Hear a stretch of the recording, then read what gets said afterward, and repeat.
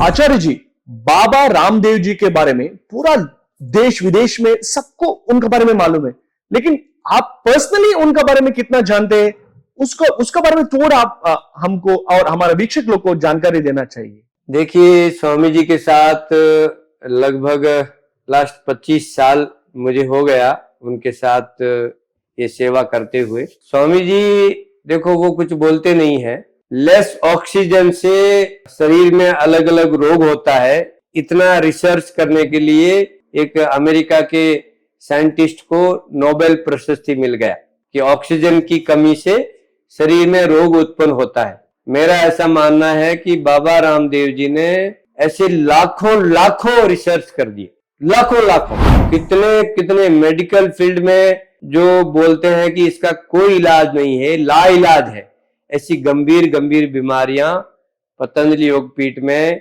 योग, आयुर्वेद और प्राकृतिक चिकित्सा, ये इंटीग्रेटेड जो हमारी चिकित्सा थेरेपी है, उससे ठीक हो गया।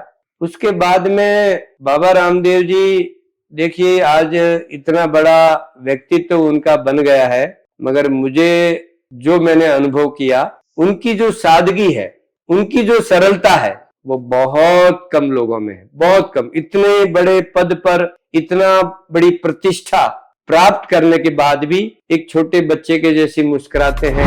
और एक बार साधु स्वाध्याय संगम हुआ कर्नाटक से, हमने 100 हमारे वीर शैव लिंगायत मठाधीश को मैंने कर्नाटक से भेजा। वो आके मुझे आज भी बात करते, अपना प्रवचन में बोलते कि बाबा रामदेव जी की इतनी बड़ी प्रतिष्ठा, इतना बड़ा साम्राज्य, मगर एक छोटे गांव के हमारे साधु को भी साष्टांग नमस्कार करते हैं। इतनी सरलता हमने कहीं नहीं देखी। ये हमारे सभी संत कर्नाटक में अपने प्रवचन में बोल रहे, तो ये उनकी बहुत बड़ी खूबी है।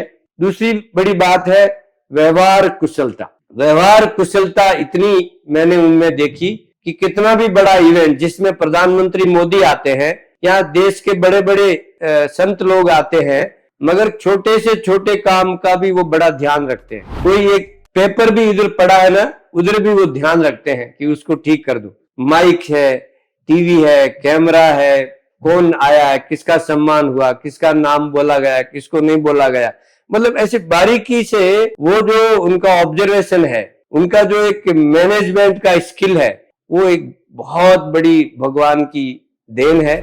मैं कह रहा था कि बाबा रामदेव जी गांव से आए हैं, किसान परिवार से आए हैं, तो उनके मन में गांव के प्रति, किसानों के प्रति और जो गरीब है, जो मजदूर है, जो भी जो असहाय है, वंचित है, उनके प्रति उनके मन में बहुत करुणा है। उनकी इच्छा है कि मैं जब तक जीवित हूं, मैं इस धरती माता के लिए, इस देश के लिए, इस देश के किसानों के लिए, युवाओं के लिए, गरीबों के लिए, मजदूरों के लिए, मजबूरों के लिए मैं कुछ न कुछ करूं। 24 घंटे में वो सिर्फ 5 घंटे या मैक्सिमम 6 घंटे विश्राम करते हैं, बाकी 18-20 घंटे वो काम करते हैं।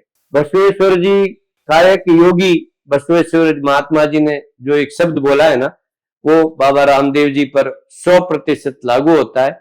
और महात्मा बसवेश्वर जी को भी बाबा जी बहुत पसंद करते हैं। मैंने कई हिंदी में अनुवाद जो पुस्तकें हैं, पूरा सेट उनको मैंने दिया है, हमारे अरविंद जत्ती जी जो बसव समिति है उनके माध्यम से। तो बसवेश्वर जी की जो फिलोसॉफी है, बसवेश्वर जी का जो भी दर्शन है, वो उनको बहुत प्रिय है। और वो बोलते भी है कि बसवेश्वर जी का काम ही मैं कर रहा हूँ, स्वामी विवेकानंद जी का काम ही मैं कर रहा हूँ, स्वामी दयानंद सरस्वती जी का काम मैं कर रहा हूँ। देखो, वो बोलते नहीं है, वो कोई कहता नहीं मैं चमत्कार करता हूँ, मगर जैसे मैं बहुत सम्मान करता हूँ मदर टेरेसा जी का, उन्होंने बहुत सेवा की, मगर वो सेवा के ऊपर उनको संत की उपाधि मिली है ना।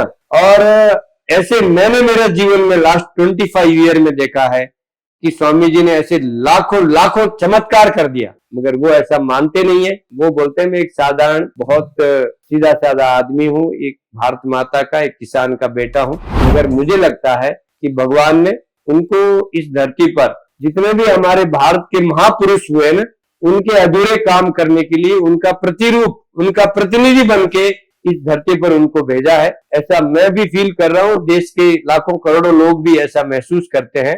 ये उनका बड़प्पन है कि वो कभी नहीं कहते हैं कि मैंने वो कर दिया, ये कर दिया। उनको, आपको मालूम है, उनको पद्म विभूषण मिला, मगर उन्होंने बहुत प्रीतिपूर्वक, जैसे हमारे सिद्धेश्वर महास्वामी जी ने स्वीकार नहीं किया, और ऐसे ही बाबा रामदेव जी ने भी पद्म भूषण को स्वीकार नहीं किया। आचार्य बालकृष्ण जी के बारे में आप क्या संदेश देना चाहेंगे? जैसे योग में स्वामी रामदेव जी ने पूरी दुनिया में इतिहास बनाया है, ऐसे ही श्रद्धेय आचार्य बालकृष्ण महाराज ने आयुर्वेद के क्षेत्र में, हमने योग के जो पितामह है पतंजलि को नहीं देखा, हमने धन्वंतरी जी को नहीं देखा, हमने सुश्रुत जी को नहीं देखा, है ना।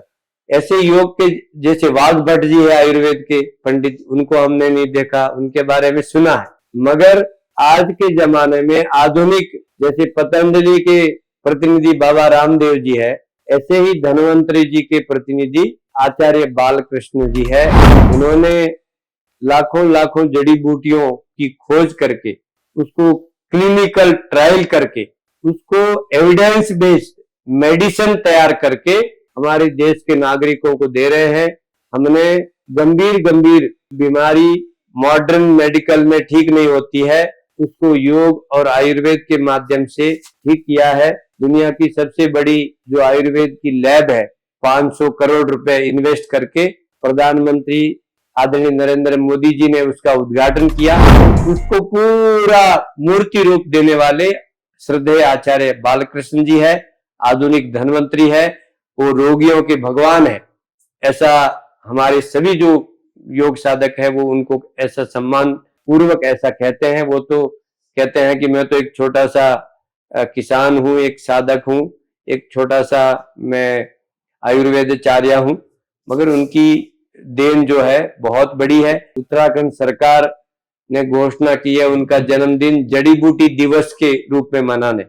4 अगस्त को हम पूरे भारत में उनके आचार्य जी के जन्मदिन को जड़ी बूटी दिवस के रूप में मनाते हैं। और इस बार हमने पूरे साल में 1 करोड़ जड़ी बूटियां, तुलसी है, गिलोय है, अमृतबल्ली जो है, अपना अश्वगंधा है, ऐसे अलग अलग जड़ी बूटियां पूरे भारत में वितरण करना, उसको रोपण करना, ऐसा हमारा संकल्प पूरे भारत में है। तो जैसे योग में बाबा रामदेव जी महाराज की बहुत बड़ी उपलब्धि है, ऐसे आयुर्वेद में आचार्य बालकृष्ण जी की भी बहुत बड़ी देन है।